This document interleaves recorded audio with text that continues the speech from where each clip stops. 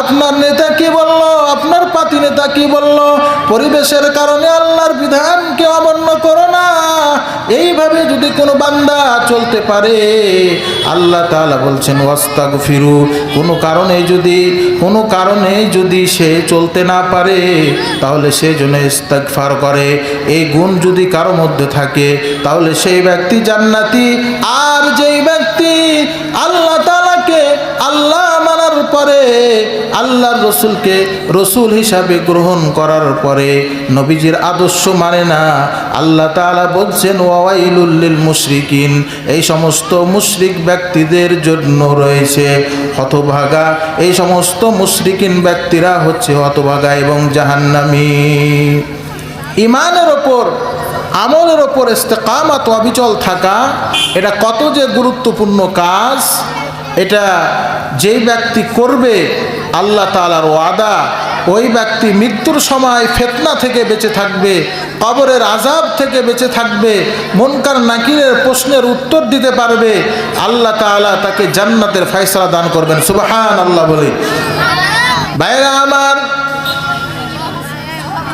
ইস্তেকামাতের ওপর থাকলে, ঈমানের ওপর ইস্তেকামাত থাকলে, আমলের ওপর ইস্তেকামাত থাকার জন্য কয়েকটা পদ্ধতি আমাকে আপনাকে গ্রহণ করতে হবে।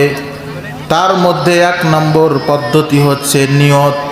অর্থাৎ কোনো আমলের ওপর যদি ইস্তেকামাত থাকতে চান তাহলে আপনাকে নিয়ত করতে হবে, নিয়ত দৃঢ় করতে হবে যে আমি অমুক কাজটা করব, অবশ্যই করব। যেমন আপনি দাড়ি রাখবেন, দুনিয়ার বিভিন্ন সাইড থেকে আপনাকে বিভিন্ন প্রশ্ন করবে, কিন্তু আপনার ভিতরে যদি দৃঢ় নিয়ত থাকে যে দুনিয়ার যে যাই বলুক, দুনিয়ার যে প্রান্ত থেকে যে যাই বলুক, আমার স্ত্রী যাই বলুক, আমার বন্ধুরা যাই বলুক, আমার সমাজ যাই বলুক, আমার নেতা যাই বলুক, যে যাই বলুক না কেন, আমি দাড়ি কখনোই কাটবো না, এরকম যদি দৃঢ় প্রত্যয় হতে পারে, আল্লাহ তাআলা বলছেন তার জন্য আমলের ওপর অটল থাকা সহজ হয়ে যাবে। ইন্নামাল আমালু বিন্নিয়াত ওয়া ইন্নামা লিইমরিইম মা নাওয়া। বান্দার সমস্ত কাজের নির্ভরতা করে নিয়তের ওপর।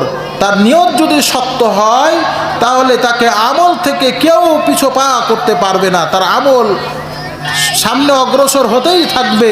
আর যদি নিয়তের মধ্যে দুর্বলতা থাকে তাহলে তার আমল আস্তে আস্তে কমতে থাকবে।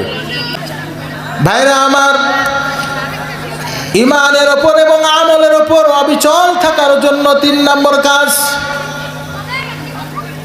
নম্বর কাজ হচ্ছে আল্লাহ তাআলার কাছে দোয়া করা। আল্লাহ তাআলার কাছে দোয়া করা, আল্লাহ তুমি আমাকে ঈমান নামক একটা মূল্যবান সম্পদ দিয়েছো রব্বুল আলামিন, এই সম্পদ দেওয়ার পরে তুমি আমার এই সম্পদটা কেড়ে নিও না। আল্লাহ তাআলার কাছে এভাবে দোয়া করা, আল্লাহ তুমি আমাকে আমল করার তৌফিক দিয়েছো, আল্লাহ সেই আমল করার তৌফিক যেন মৃত্যুর আগ পর্যন্ত থাকে গো, আমার আমল যেন না কমে যায়। এইভাবে কোনো বান্দা যদি দোয়া করতে থাকে, আল্লাহ রাব্বুল আলামিন তাকে ঈমানের ওপর এবং আমলের ওপর অবিচল রাখে এবং ওই বান্দার দৈনন্দিন আমল বাড়তে থাকে। আল্লাহ তাআলা কুরআনুল কারীমের মধ্যে বলেন, ক্বালু রাব্বানা লা তুযিগ কুলুবানা বা'দা ইয হাদাইতানা ওয়া হাব লানা মিন লাদুনকা রাহমা ইন্নাকা আনতাল ওয়াহ্হাব। আয় আল্লাহ, আমাকে হেদায়েত দান করার পরে আমার অন্তরটাকে বক্র করে দিও না। ওয়াজআল লানা মিন লাদুনকা রাহমা, তোমার পক্ষ থেকে আমার উপর রহমত বর্ষণ করুন। ইন্নাকা আনতাল ওয়াহ্হাব, নিশ্চয় আপনি বড় দাতা, বড় দানশীল। এইভাবে আল্লাহ তাআলার কাছে দোয়া করা নবীজি সাল্লাল্লাহু আলাইহি ওয়াসাল্লাম হাদিসের মধ্যে শিখিয়ে দিয়েছেন, ইয়া মুকাল্লিবাল কুলুব সাব্বিত কুলুবানা আলা দীনিক, ইয়া মুসাররিফাল কুলুব সাররিফ কুলুবানা আলা তুআতিক। এইভাবে যখন বান্দা আল্লাহ তাআলার কাছে দোয়া করতে থাকে, আল্লাহ রাব্বুল আলামিন ওই বান্দার দোয়া কবুল করে নেয়, আর ওই বান্দাকে ঈমান এবং আমলের উপর অবিচল থাকার তৌফিক দান করে। 4 নম্বর, ঈমান এবং আমলের উপর অবিচল থাকার জন্য 4 নম্বর কাজ হচ্ছে আল্লাহর নবীদের কিসসা কাহিনীগুলো পড়া, আল্লাহর নবীদের জীবনীগুলো পড়া।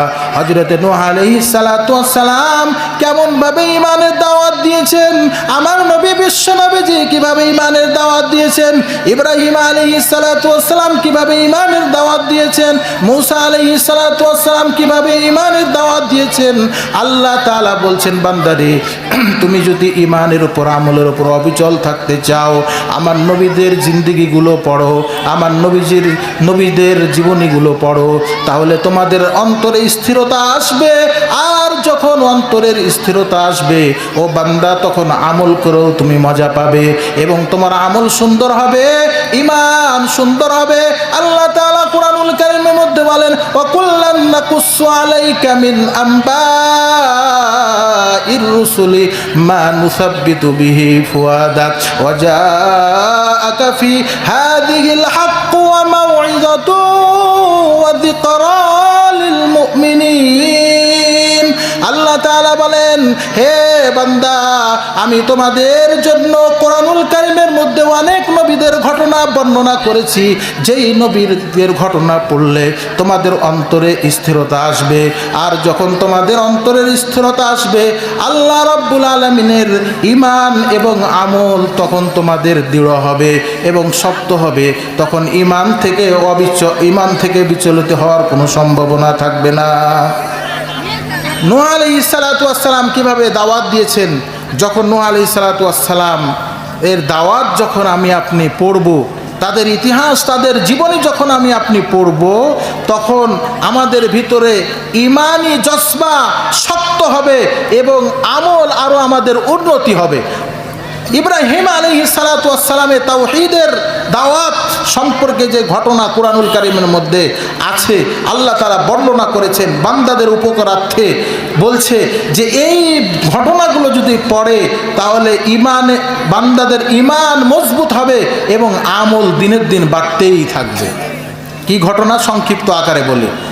আল্লাহর নবী হযরতে নূহ আলাইহিস সালাতু ওয়াস সালাম একদিন নয়, 2 দিন নয়, 100 বছর নয়, 200 বছর নয়, 950 বছর তাওহীদের দাওয়াত দিয়েছেন।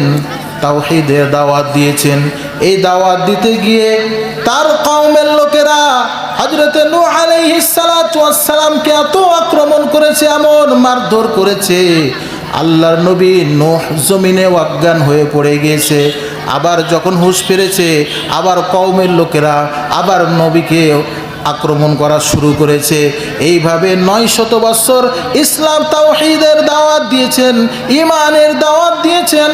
অনুরূপভাবে হযরতে ইব্রাহিম আলাইহিস সালাতু ওয়াস সালাম তাওহীদের বাণী যখন তার কওমের লোকদেরকে তিনি প্রেরণ করছিলেন, দাওয়াত দিচ্ছিলেন, এমতো অবস্থায় হযরতে ইব্রাহিম আলাইহিস সালাতু ওয়াস সালামকে আগুনে নিক্ষেপ করা হলো। আল্লাহ রাব্বুল আলামিন আগুনকে শান্তিময় জায়গা করে দিলেন। কুরআনুল কারীমের মধ্যে বলেন, কুলনা ইয়া নারু কুনি বারদাও ওয়া সালামান আলা ইব্রাহিম। আল্লাহ তাআলা বলেন, হে আগুন, আমার নবীর জন্য তুমি শান্তিময় জায়গা হয়ে যাও। এই কারণে হযরত ইব্রাহিম আলাইহিস সালাতু ওয়াস সালামকে প্রজ্বলিত আগুনের মধ্যে নিক্ষেপ করার পরেও আল্লাহর সাহায্য থাকার কারণে হযরতে ইব্রাহিম আলাইহিস সালাতু ওয়াস সালামের কিছু হয়নি। এরপরে আমার নবীর ঘটনা পড়ুন, আমাদের নবীর ঘটনা পড়ুন। আমাদের নবী এই ঈমানের জন্য, তাওহীদের জন্য, আমলের জন্য কত কষ্ট করেছেন। ওনার জীবনে যদি পড়েন তাহলে দেখেন, যখন তিনি তাইফে দাওয়াত দিতে গেলেন, 1 দিন নয়, 2 দিন নয়, 1 মাস পর্যন্ত তাইফে আল্লাহর নবী দাওয়াত দিলেন। কয়দিন? 1 মাস। 1 মাস পর্যন্ত আল্লাহর নবী তাইফে দাওয়াত দিলেন। আল্লাহর নবীর তাওহীদের বাণী যখন তায়েফবাসীকে শোনাচ্ছিলেন, এমতো অবস্থায় তায়েফের গোন্ডারা, তায়েফের কাফেরেরা একটা মিটিং ডাকলো, নবী মুহাম্মদ পাগল হয়ে গেছে, এই পাগলকে যদি বন্ধ না করা যায়, বাধা না দেওয়া যায়, তাহলে আমাদের ধর্মকে বিলুপ্ত করে দিবে। এইভাবে মিটিং করে একটা সিদ্ধান্ত হলো, নবী মুহাম্মদকে যেভাবেই হোক বাধা প্রদান করতে হবে।